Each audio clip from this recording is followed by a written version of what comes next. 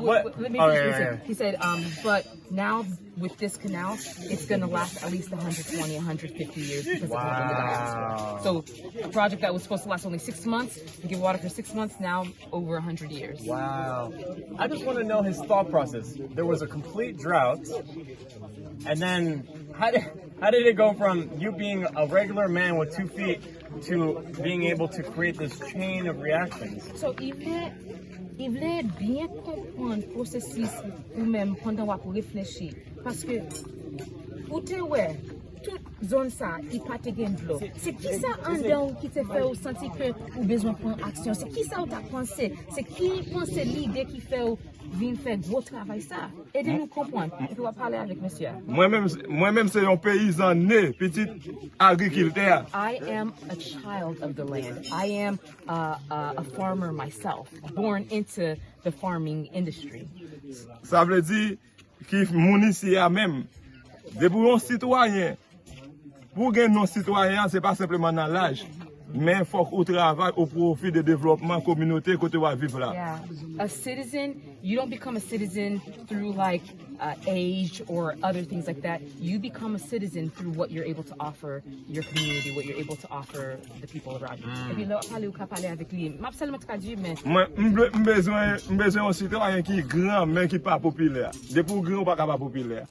Besoin que dans la transparence, nous, dans le comité, n'importe l'autre activité qui mérite faite dans la zone, dans la commune, depuis nous camper des deux, il doit faire parce que la diaspora doit faire nous confiance à transparence. I want to be a leader, a citizen that I'm not looking for popularity.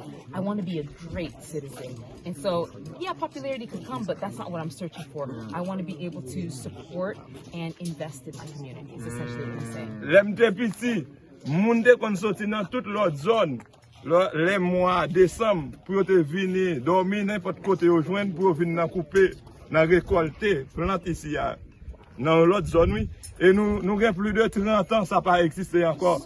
Ça fait que nous avons un peu de jeunes, un peu de monde à grand goût, un peu de monde à parler dans le travail. Pour raison ça nous te prend initiative ça. So he said that when he was younger, the tradition was, throughout all of Haiti, people would come to this area and they would sleep, find wherever, even if it's under a tree, find any place to sleep, because this was the area where you were able to get agricultural products, and it produced so much food for the country. But it's been 30 years since he's seen that tradition alive. His vision is to see that tradition be revived. See this area, Malfety, become basically a center of food for the entire nation. That's his vision. Okay, pas parler long. Yeah, pas parler long. Et... Did you have a question? No. Oui. Qu'on y a, nous obligés sensibiliser les gens, sensibiliser les élèves lycée, mais c'est parce que nous avons l'État qui est responsable. Et so now it's my responsibility to 7000 hectares de terre arrosés, vous pas jamais coûté. Yeah, ça fait 7 ans. Plus que 10 ans. Plus que 10 ans. Et puis un barrage is a dam. Non. Barrage is a dam. Yes. Oh, yeah. It is meant to block or whatever. So it's a dam. Yeah. Okay. Dam. So he said, for 10 years, he's been knocking on the door of the government, the Department of the Ministry of Agriculture for the Northeast, and he's been asking them, please build a dam in this area. There is 7,000 hectares of land that can really benefit from. There's a huge water source right over here. They've done nothing, so he's like, I'm gonna do it myself. Comme nous, c'est diaspora qui veut le développement réel pour le pays, nous chita avec mon zone et puis nous lancer ouverture création pour faire travail ça. So we have seen that the diaspora are the ones who really want change in the country. So I sat down with leaders in my community and I said, okay. Nous avons l'idée, nous avons détermination, mais l'énergie a sorti à travers Wanamet.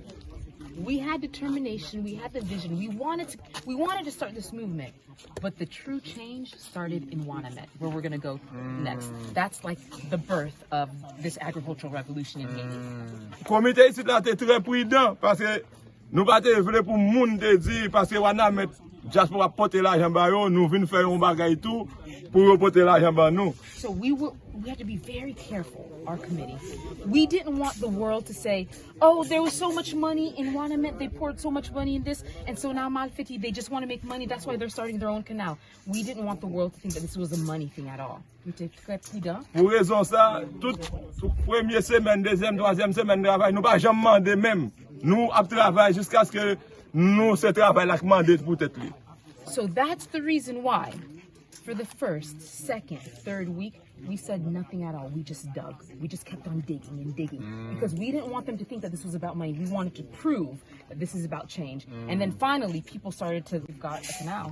Parce que diaspora haïtien tellement le pays a développé depuis yo ouais font barre qui réel, yo intégré yo là-dedans. He's like, let me tell you, the Haitian diaspora, they so desperately want to see the country change and advance.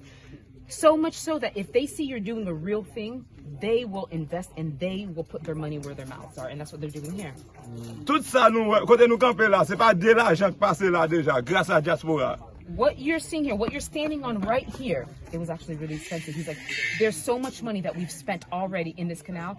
It is because of the Haitian diaspora. Il y a un premier béton qui fait. Avant premier béton, il y a 27 camions et 16 mètres cubes en blanc qui là-dedans. Yeah. So we've got like 27 camions, 27 trucks of fill, like landfill, like here, and then we have so many other materials that you can even see the iron. There are combien de tonnes fait nous gain?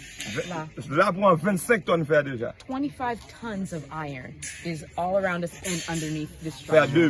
Fait à demi. Yeah. Et qu'on a nous besoin 7 tonnes là pour nous capable finaliser bout ça en l'air. So now we need another 7 tons for us to finish the entire head of the canal. Mais nous avons des gens qui a aidé nous dans question ça. But we already have someone that has promised to help us with the 7 tons left. Il y a un diaspora qui dit nous acheter crédit, la payer pour nous dans question faire. There's a diaspora that said buy it in credit and I'm going to help you Et purchase. nous avons marqué 11 pour 25 là, c'est diaspora qui fait nous cadeaux. Toute bagaille en nous dépend de diaspora. Everything that we have, it depends on the diaspora. Like they've been supporting this revolution. It's powerful. C'est ça qui fait nous reconnaître ça diaspora pour payer parce que presque toute bagaille en Haïti, même question taux de dollar, c'est grâce à diaspora qu'a voyé comme qui fait good là toujours existe toujours parce que nous pas de production, c'est grâce à diaspora. Even the remittances that we see, it's a Haitian diaspora that's sending money every year to our country, and they help to stabilize the Haitian dollar. Like, so he says that I recognize the value that the Haitian diaspora has to our country. N'est qu'à bouquer gen leader, n'est qu'à bouquer c'est initiative mouvement. Si m'pas gen un groupe monde dans comité qui te travailler ensemble avec nous, qui comprend travail là, qui comprend résultat travail là, m'pas t'a faire rien. I would have been discouraged. I would have stopped with this work if it weren't for people like that were coming alongside. Pour raison ça n'a dit merci à tout membre comité. Merci tout le monde qui habite travail dans le canal. Merci tout monsieur Bedan yo. For this reason, specifically, he's shouting out the committee. Thank you to the committee. Thank you to everybody who has been working here. Thank you to everybody that has been engaging here, Haitians in Haiti, with this work. Gen plaisir quartier dans zone là, mais Bedan c'est le numéro 1 dans fouiller travail yo. Bedan dans cette zone là. Oh, c'est une zone? Okay. Malfety, I was like, what's Bedon? Yeah. He's like, there are several communities around that have come to my community, Malfety. And he's like, a big shout out to Bedon. That's a community it's a neighboring community. They've left their community to come here and help us. Like, take a look at all of these workers, volunteer workers. You could take a look at all these workers. Usually there are significantly more. Wait, what do you mean volunteer? Like nobody, they're doing it for free? Yeah. So I'm tap zili que vraiment nous pas payer nous en pile monde stay in one spot right here. En pile monde vini, y a travail et puis y a fait ça avec cœur. Yo connaît y a travail pour développement la caille pour développement pays yo. They know that they are working for the development of their country, the development of their community. That's why they're volunteering. Parce que les grands goût c'est n'a pas aller pour le travail. Yo si ça fait là, il va pas aller là encore. Yo aller qui côté? République dominicaine qu'on aller travail. They know that when they're hungry, that when they need to eat, a lot of them have to go to the Dominican Republic to work on the fields over there. But if we have this here, they're not going to have to go outside of our country in order to feed themselves. And so they're working here today so that in the future, they don't have to leave. Les Haïtiens à la République Dominicaine, c'est une agriculture au travail. Dans le premier, deuxième, c'est maçon. And when the Haitians go to the Dominican Republic, the first thing that they work, the majority of Haitians that are in the DR, they're working within agriculture and then masonry. But like agriculture is where our strength is. That's where our people work. So why not work in agriculture in Haiti? Yo dis si ça réalise là, yo va aller République Dominicaine encore. Elle prend humiliation. Yo va prendre humiliation encore. They said, if this is done here, if we can do this, we don't have to go into the DR and just receive a whole bunch of humiliation. We can stay here in our country, work our land. That's why it's a big deal. These volunteers, they're volunteering, but at the end of the day, they're working for themselves. Yeah. So the volunteers are essentially a product of mistreatment.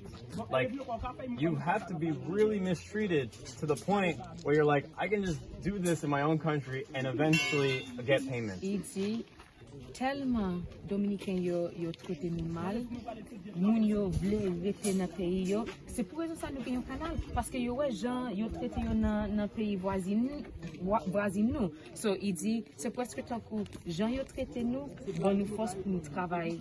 Ça motive. It's a motivation. Réaction dominicaine avec haïtien motive nous travailler en plus. The reaction of the Dominican Republic, the Dominicans towards Haitians, it motivates us to build our own stuff. Depuis que jardin gen manger, pas gen intérêt pour aller l'autre bord encore. If we have gardens, if we have food, if we have land, there is no need for us to leave our country. We can work our own land.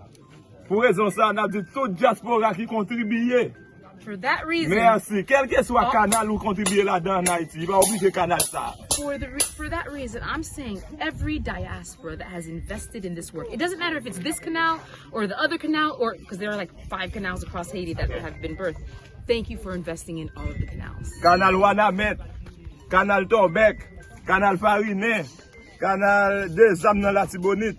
Et nous demander, nous profiter de l'occasion pour nous dire, tout côté de la rivière, Haïtien réveille nous pour nous faire canal. All of these canals that he cited.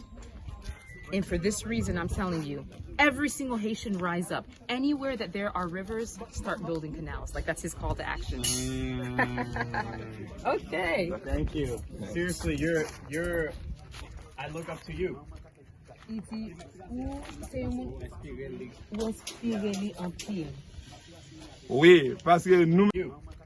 Iti, ou c'est ou inspiré Anpil. Oui, parce que nous-mêmes, c'est un Haïtien. Haïtien, on connaît sur le pays d'Haïti bien. Haïtien doit travailler pour le monde là, parce que nous-mêmes, c'est maman liberté. He said, yes, because I'm Haitian. And if you know the Haitian history well, then you know that we are the mother of liberty. We ought to work to make sure that the rest of the world, they respect us, they appreciate us. That's his duty. Tout bon Haïtien qui respecte tête, qui respecte pays, qui respecte les ancêtres nous, qui respecte l'avenir, chaque Haïtien doit travailler pour tout le monde là. Every Haitian that respects themselves, that respects our ancestors, that respect our country, they ought to work to make sure. Nous devons travailler pour l'avenir monde là. We ought to work for the advancement of this world. Every Haitian that respects themselves, you ought to work to change the world. Ça pas de nouveau dans nous parce que les ancêtres nous ont fait ça déjà. And that's nothing new because because our ancestors did the same exact thing. You remember the story 1804? I won't say it again. First free black republic in the world. Grand pays en Amérique là, c'est grâce à Haïti qui fait indépendant. There's a whole bunch of countries in Latin America. It's because of our freedom that they became free. Isoti Colombia, il connaît ça bien. He knows that well. Ok. Pour raison ça, nous dit chaque Haïtien conséquent, tout Haïtien, on nous travaille ensemble pour pays capable d'avancer. For that reason, I say every Haitian that is self-aware, let us work together for the advancement of our people. Merci en tant que vous-même, c'est un Colombien. Merci, quelle que soit la nationalité qu'il a. De pour travailler pour l'agriculture ou travailler pour l'humanité parce que plantes libèrent oxygène de l'air. Okay. Thank you to you as a Colombian. Thank you to everyone wherever you come from. If you invest in agriculture, you're investing in humanity because plants release oxygen into the world. Forêt Amazon au Brésil baille plus que 50% oxygène à travers le monde là. The forest in the Amazon, Brazil, it gives like 50% of the oxygen. 50% oxygen Plus que pour le monde là. for the world. Forêt c'est au Brésil, mais tout le monde qui vit sur la planète Terre a bénéficié d'oxygène ça. The Amazon is in Brazil, but everyone in the world benefits from the Amazon. Quel que soit côté de l'agriculture, il est fait pour tout le monde dans le monde. Wherever there is Parce qu'il y agriculture, a pas d'oxygène. wherever there is agriculture, this agriculture is for the world because it gives oxygen to our world. C'est là où pas qu'à respirer ou à ça oxygène vaut. And when you're not able to breathe, you'll see the worth of oxygen. You'll see it's important. Merci tout diaspora qui comprend ça, qui a contribué là pour finir le travail là et pour nous aider le monde là encore. Thank you all the diaspora who understand this and who are investing in this work to be completed. Quelle que soit la nationalité, de vous contribuer dans le travail ça, on va aider tout. Merci, c'est une question fondamentale. It's a question, a fundamental question. Wherever you come from, if you invest in this world, if you invest in this work, you're investing in yourself. So thank you. Vive Haïti, vive Haïtien, vive l'humanité. Vive Haïti! Viva Haiti! Yeah! Vive Haïti, vive l'humanité. Haïti! Haiti! Pap- Pop Perry! Papa Perry, Yeah! vive l'humanité, vive Colombie. Dis média, qui ça me fait jodia? Expliquez-vous qui ça me fait jodia. Expliquez. Il te laisse faire. Prochain, je vais faire. Ouch! Allez non, allez Si pas non. faire d'abord zéro. Oh! Vous mettez moyen. Oh! Trop petit. Mangez, chérie, fais-moi manger plus. C'est lui qui va manger. Canal. Exactement. C'est lui qui va manger. Yeah. Il va mettre un foie pour moi pour venir manger. Yeah. Aidez-moi, il m'a aidé par là. Amen. So nous là, Malfety, seulement pour nous faire une petite visite parce que nous sommes là décembre, yo pas côté couler béton. Mais quand y a yo fin couler béton, vraiment me sentir content, c'est un plaisir pour moi parce que ouais, y a travail là a marché. So yeah, je dis à nous te pour nous bailler yon $2,000 américains à travailler yo. $1,500 c'était pour matériel et puis $500 c'était pour mon travail. Yeah, je suis content. Ok, merci. On peut nous finir là. Ok, encore? No? Vous fini? 5 kilometers of land with their own hands. These youth, they started the movement. Tandis que longueur finale là, il y a environ 9 km pour arriver dans la classe. Yeah, so we still have another 4 kilometers. They did 5. We have 4 more kilometers left to go for us to reach the lake. Because remember, we're bringing this water source to the lake so that the lake, then we could put fish and we could, it's a transformation, a complete agricultural transformation. Alors, moun qui est important pour nous dans le canal là encore, c'est journalistes yo. Another group of people that are Tout important. journaliste net. Média yo. Another group of people that are very important for us are the journalists. All of the journalists. They have been able to spread the news of this movement, this revolution. C'est grâce à médias journalistes yo qui permettent que nous joignent et moyens pour nous faire canal là, matériel. Si c'est pas journaliste, c'est pas média, nous pas joindre maman la vie fait attaque globale. So it is because of the journalists that we received all of the resources that we received. They spread the news. In fact, they call me Mama Lavi. Mama Lavi learned about us through the work of the That was the same being here. Oh man! Nous profitons de l'occasion pour nous dire, fait attaque globale, organisation qui va gérer, ou même en particulier. Toute équipe pour nous dire merci. C'est vous-même qui premier donateur dans le travail ça. Thank you. Merci, Jonathan. One thing I want to tell him is, I know what one thing that's so typical of Haitians, you don't want to take any credit. Yeah. He says, they helped me, he helped me, but I want to give you some credit right now. Il dit, en pile fois, Haïtien, yo pas vraiment voulu prendre crédit, yo pas voulu dire, mettez toute attention sur eux-mêmes, mais il dit, c'est vous-même qui commencez la révolution ça. Vous-même, il voulait honorer vous-même, qui commencé mouvement ça, le Malfety. Félicitations. Bon, merci Anpil pour ça, mais cependant, c'est pas moi-même qui c'est moi-même qui initiateur à travail là. C'est moi-même qui mobilise les gens, qui sensibilise les gens, qui permet de travailler à faire. Moi, d'abord, je remercie les parents qui ont une éducation qui permet les gens en fonction des comportements. So he said, thank you so much. I appreciate it. He's like, it is true. I'm the one that mobilized the community. I'm the one that moved people to work. He's like, but I would like to thank my parents because he said, my parents are the ones who raised me up and gave me an education. So he's still thanking me. Là, nous avons fait travail ça. Nous pas mettre dans la tête, nous avons fait un travail comme ça. C'est un barrage nous devons faire avec piquet bois camp pêche, cambron et puis plein sac terre pour nous barrer. Ça était capable barrage qui était capable de durer environ 6 mois à 1 an, 2 ans comme ça. Aujourd'hui, grâce à diaspora, grâce à journalistes, grâce à médias, nous permettent nous un travail qui pourra durer plus petit que 120 ans, 150 ans pour toute génération qui va venir après eux. So they had a first initial project, and this project initially, it would have given water source for about 6 months. But now, because of the help of the diaspora, and a really huge shout out to the Haitian diaspora, without them, these projects would not have been done. I want to ask him a question. Oh, What? let me Oh, finish. yeah. He said, but now with this canal, it's going to last at least 120, 150 years because of the diaspora. Carré, côté pour nous faire poisson. So the second objective is to take this water source and to bring it to a lake.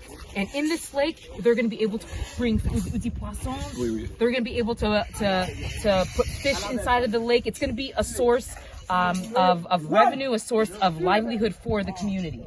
Après ça, là, il y a une capacité pour faire toute qualité manger. So this area has the capacity to produce, to harvest several different types of food. D'abord, position géographique pays d'Haïti permet que toutes les 4 saisons, nous sommes capables de faire manger dans eux. So the geography of Haiti allows for in every single season, we're able to produce all food. Tandis que un pays, c'est simplement 6 mois qu'ils ont exploité pour faire jardin pendant l'année. Nous-mêmes, bon Dieu, nous faire jardin dans toutes 4 saisons. So typically in other countries, you could see maybe they could only harvest food during 6 months, but right here on this Haitian soil, all 12 months we're able to harvest food. Hélas, malgré nous qui fait manger dans 4 saisons, nous avons 6 millions de monde qui vivent avec insécurité alimentaire. And even though we're able to produce so much food throughout the years, we still have more than 6 million people that are food insecure in our country, that are hungry, even though we can produce on this beautiful land. Pour raison ça, Haïtiens, Haïtiennes, nous mettons tête nous ensemble, nous travaillons ensemble, sans présence de l'État, avec concours diaspora, pour nous faire gros barrage ça pour capable arroser 7000 hectares de terre pour faire manger dans le Grand Nord. So, for this reason, Haitian, all men, women, all Haitians, we are putting our heads together. We are working together. Even without the support of the Haitian government, we don't have any finances from the Haitian government. We're putting our heads together so that we can bring water to 7,000 hectares of land right here. Premier groupe moun qui permet de travailler ça réaliser, c'est les jeunes dans la zone. Jeunes qui ont 12 ans jusqu'à 22 ans. Élèves lycée dans la zone. The first group of people that have made this possible, what I was telling you, Nicholas, it's a revolution, but it's a revolution with the youth. Youth that were 12 to 22 years old, they're the ones who started this. Like, they're the ones that picked up the first shovels and they just started digging. They're like, we don't know where this is leading us, but let's just dig. Yo arrivé fouiller avec main yo plus de 5 km linéaires. Alors qu'on a 1 kilomètre c'est 1000 mètres. They dug more than 5 kilometers of land with their own hands, these youth. Sorry. They dug more than 5 kilometers, more than 5 kilometers, and they're not even done.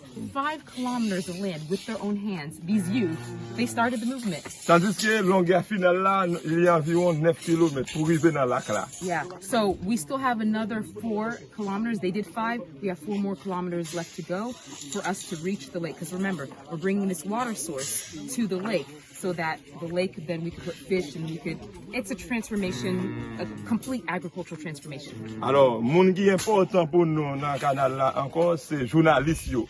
another group. Really fully see it right now, but there's a major lake really close by. Yeah. And we'll be able to take that and basically bring water to thousands of hectares of land. You can actually go right in to the head of the canal. You ready? Yeah. Okay, don't slip with them sandals. Ooh.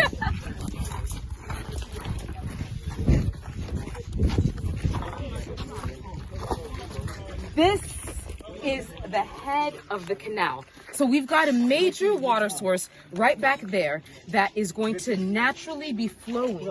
Right now we blocked where the water is supposed to be flowing, but then once everything's done, this is going to be unblocked, and you'll see the water is just going to flow straight down. That's the natural path of the water.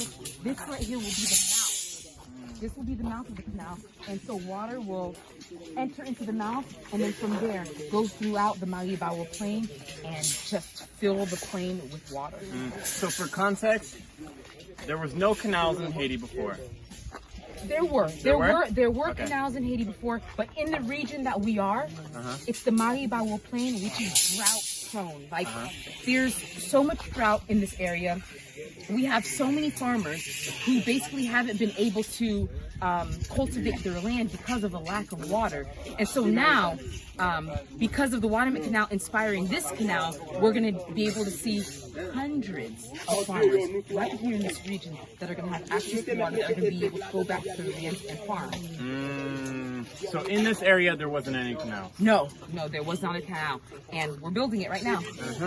And so the canal provides water, so now people can grow all kinds of vegetation, avocados, pineapple, whatever. All kinds of vegetation. Okay, Jonathan, give me please. So this is Jonathan. Jonathan is the head of the movement. Jonathan, c'est ou même qui tête mouvement Canal Malfety. C'est qui qualité manger? What type of food? Qui qualité manger nous capable produire avec Canal ça construit? Alors, c'est une belle question. Avant, nous profitons de l'occasion pour nous saluer et tout le monde qui a regardé la vidéo. Before we start, I want to greet all the people that are watching this video. Quel que soit à côté de nous à travers le monde là, je pense que surtout c'est diaspora qui permet de gros activités ça fait. Wherever you are, I greet you, especially you, the Haitian diaspora. You are the ones that are making this work possible. Objectif canal là, c'est arriver à arroser 7000 hectares de terre. Cherche, ça veut dire terre qui vont encore jamais arroser. Mais on fait manger longtemps à cause des quantités de sécheresse qui gagnent. Et puis,